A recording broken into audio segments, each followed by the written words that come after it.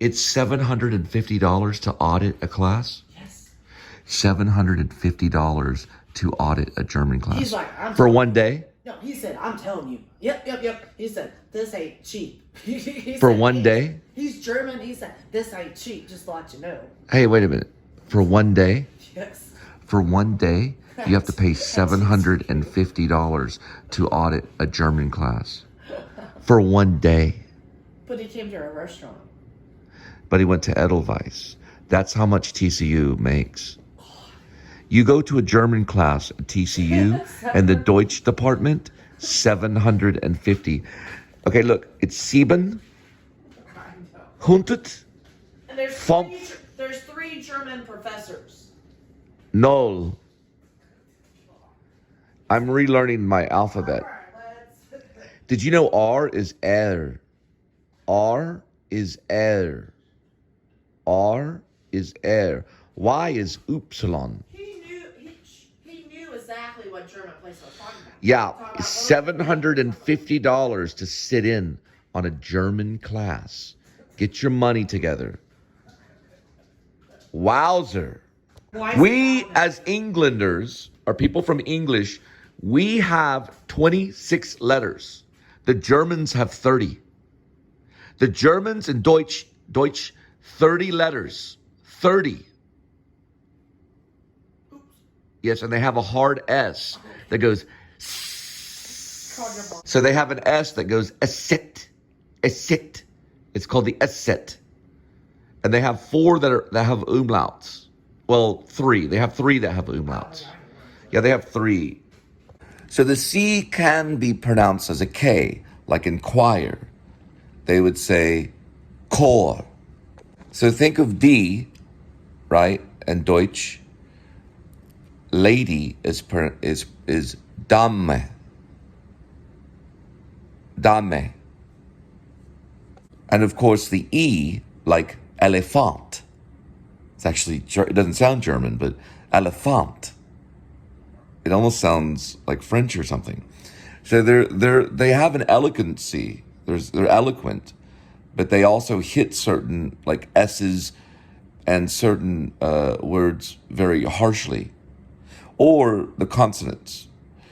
But for example, elephant. It sounds very eloquent. So they can sound eloquent, and they're not just all harsh. The elephant. That's actually German. Or Deutsch. And their Air Force is incredible. The German Air Force is probably as powerful as the American Air Force. They have the most eloquent and efficient Air Force in Europe. The German Air Force. Elephant.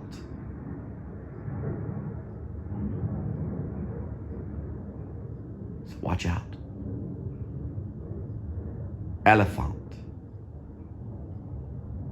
Elephant. Elephant. Elephant. Elephant. And that's how you can get the E. Elephant.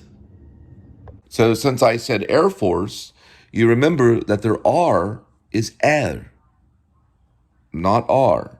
So the Texans may not have gotten their R from Germany, maybe not, maybe also English, but German, they do not say R for R, or whatever R is in sign language, but they say R, like the air.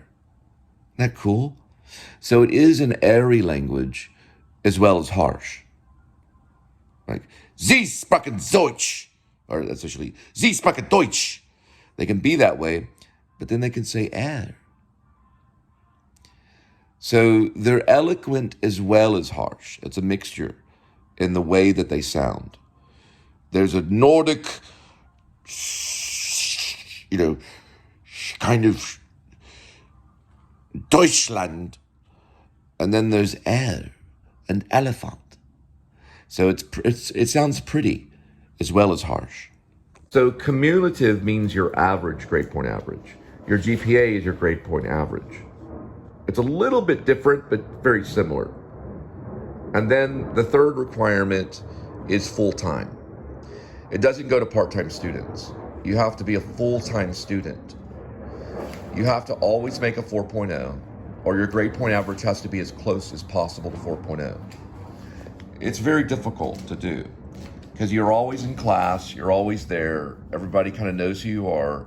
GPA is, the grade point average is high, so it's like 3.7 and up. You know, it's almost 4.0. And, you know, you can't even get a B. It's got to be all A's.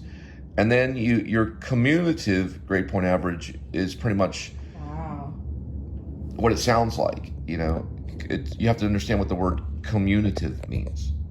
So cumulative is increasing. So it's not only, you could start off even low and then increase your grade point average, because it's cumulative means to increase.